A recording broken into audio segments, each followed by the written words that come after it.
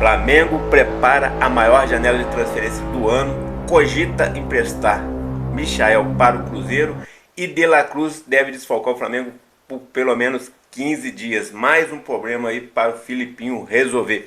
Tô chegando cheio de notícias, cheio de informação importantíssima do nosso Flamengo. Peço a você que tá de cantinho que taca o dedo no like e se inscreva, meu filho, porque um flamenguista de verdade apoia o outro. Simples assim, clicou no like e depois se inscreveu. Abençoado Flau, seu canal de conexão com o Flamengo, nosso Mengão malvadão, que meio que tropeçou em casa, mas segue firme e forte no Brasileirão. Pois fé que a gente vai conseguir ainda esse título? Comenta aí, meu filho. Fala, meus fofos, vocês estão bom? Eu tô bom, sejam todos bem-vindos e vamos que vamos. Meus amigos, ontem tivemos um embate Flamengo e Botafogo. Mengão jogou até bem, mas só conseguiu o empate. E o Botafogo, que veio para o empate, saiu comemorando. Isso mesmo. Infelizmente, as realidades são diferentes. Para a gente o empate é uma derrota, para eles o empate é uma vitória, quase que um título. Então o jogo de ontem tivemos uma partida aí muito difícil, pois o Filipe Luiz não tinha muitos jogadores, muitas peças para o meio de campo. E aí escalou o time no 4-2-4, aquele sistema mais agudo, mais ofensivo, com um quadrado ali ofensivo formado por Bruno Henrique, Pedro, Cebolinha e Michael. Não deu muito certo, pois os caras ficaram, e Michael não, e Luiz Araújo.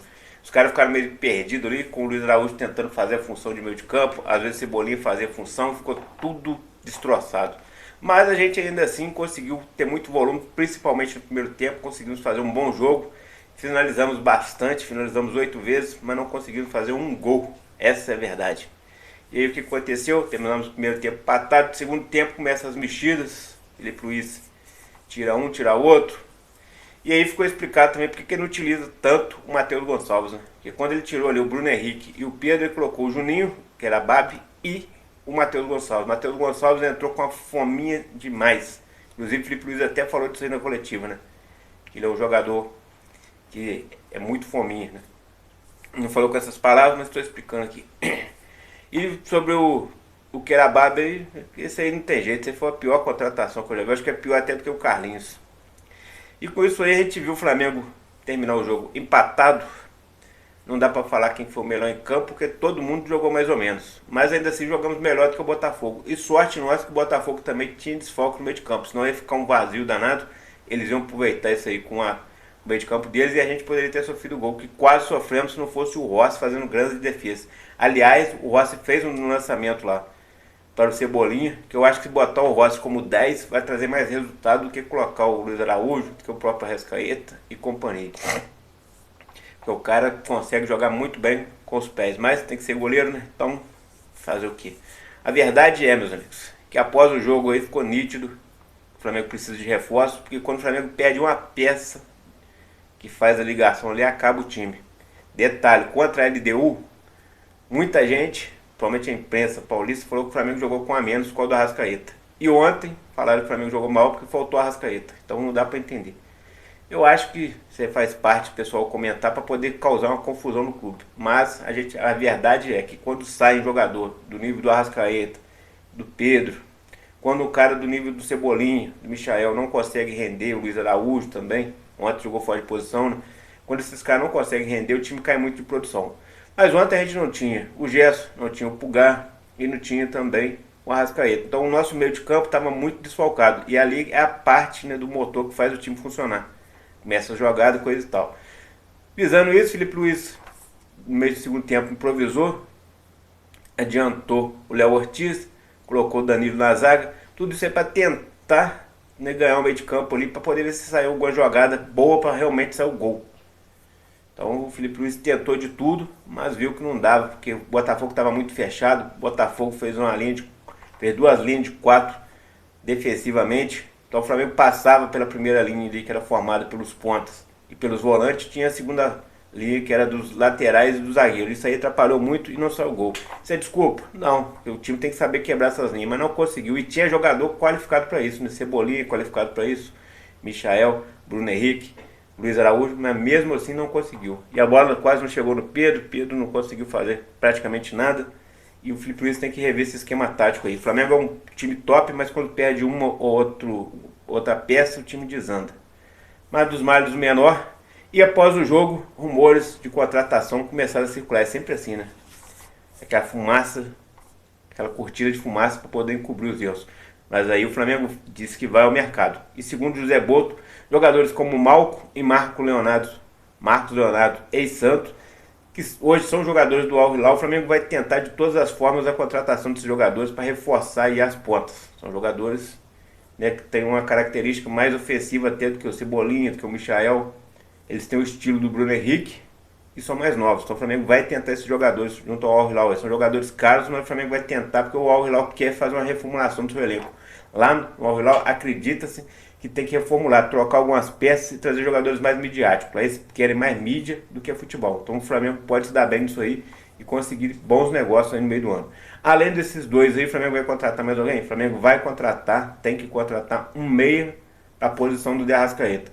Inclusive o Felipe Luiz ontem foi perguntado sobre isso aí. Sobre as contratações. E ele não desconversou não. Desconversou e não desconversou, né? E ele disse o seguinte: Flamengo, sem sombra de dúvidas, precisa contratar, né? Aí ele, abre aspas aí, ó. Foi perguntado: Felipe Luiz, sobre reforço, um meia para substituir o De Arrascaeta, vocês vão ao mercado contratar? Ele falou: com certeza estamos no mercado. Felipe Luiz abre o jogo sobre a contratar a reserva do De Arrascaeta no Flamengo. O empate sem gol no clássico entre Flamengo e Botafogo, disputado no Maracanã neste domingo, pela 9ª rodada do Brasileirão, teve como um dos pontos principais, né, e destaque a ausência de um meia como o De Arrascaeta. O De Arrascaeta não jogou, não tinha outro para colocar no lugar. Após a partida, Felipe Luiz comentou sobre buscar reforços para a janela de junho. E o Felipe Luiz foi incisivo. Ele não repudiou e deixou claro aí: a situação não é boa, porque o Flamengo esse ano tem a obrigação de ganhar um grande título, mas já sabe que a situação não é. Assim sendo, além de De Arrascaeta, a situação física de De La Cruz também é observada, com cautela para o próximo jogo na Copa do Brasil. O meia saiu sentindo dores nos joelhos e será desfoque na Copa do Brasil. E aí o Felipe Luiz falou assim: infelizmente ele, o Arrascaeta, não conseguiu se recuperar a tempo para o jogo contra o Botafogo ontem, né? O jogo às 21h30 acaba praticamente meia-noite contra a LDU. Para jogar no domingo, infelizmente não conseguiu se recuperar a tempo, comentou o treinador. A preparação do Flamengo, de acordo com o Felipe Luiz, envolveu estratégias para suprir a falta do camisa 10. Mas é que negócio, né? Se o cara tá com esse desgaste físico todo, poupa ele de um treino, descansa, fala, meu filho, vai para casa descansar. Então, segundo o Felipe Luiz, Arrascaeta foi poupado devido ao desgaste físico acumulado pela sequência intensa e as partidas, especialmente após o confronto contra a LDU, que terminou quase meia-noite. E aí o Felipe Luiz disse sobre contratação. Ele não falou que vai contratar um jogador imediatamente, ainda mais para o lugar do Arrascaeta, isso aí, né, tem ética. E ele disse: estamos no mercado. Ele falou: o mercado está fechado, só abre em junho. Mas iremos ao mercado contratar algumas peças para reposição do nosso elenco. Então, Felipe Luiz, não descarta contratações, nem pode, né? Mas ao mesmo tempo também não endossa muito, porque sabe que isso aí causaria problemas para ele dentro do clube. Mas a era Felipe Luiz, ela é interessante, ó. Porque são 42 jogos, 27 vitórias, 12 empates e 3 derrotas. Aproveitamento de 73,8%. Gols marcados 71, média de 1,69 por partidas. Gols sofridos 21, meio gol por jogo. Então, títulos conquistados: Guanabara, Carioca, Copa do Brasil e Supercopa. Ainda continua com mais títulos do que derrota. E aquela situação: desde 2019 o Flamengo não consegue quebrar um tabu contra o Botafogo, viu? Flamengo não vence o Botafogo comandante pelo Brasileirão desde 2019. Foram 5 jogos neste período, com 3 derrotas para o rival e 2 empates. Observação: mais querido não enfrentou o Alvinegro na primeira divisão em 2021, já que a equipe do tradicional bairro carioca estava na Série B. Então o Flamengo, um ano lá não teve esse confronto, mas no restante o Flamengo só se lascou. Sobre o De La Cruz, o jogador sofreu uma entorse no joelho ontem, ele já tem problemas crônicos naquele joelho, vai passar por exames de imagem hoje, mas já adiantaram que ele torceu, estava muito inchado, e que no mínimo 15 dias. Pode ser que depois do exame ali diminua esse tempo, mas 15 dias é certo. Então não enfrenta o Botafogo da Paraíba na quarta-feira, não enfrenta o Palmeiras no domingo e não enfrenta, não, aí talvez ele volte para enfrentar o Deportivo Táchira na outra quarta-feira pela Libertadores. Então, ou seja, agora a gente tem uma sequência: Copa do Brasil, Brasileirão e Libertadores. Uma sequência nada fácil.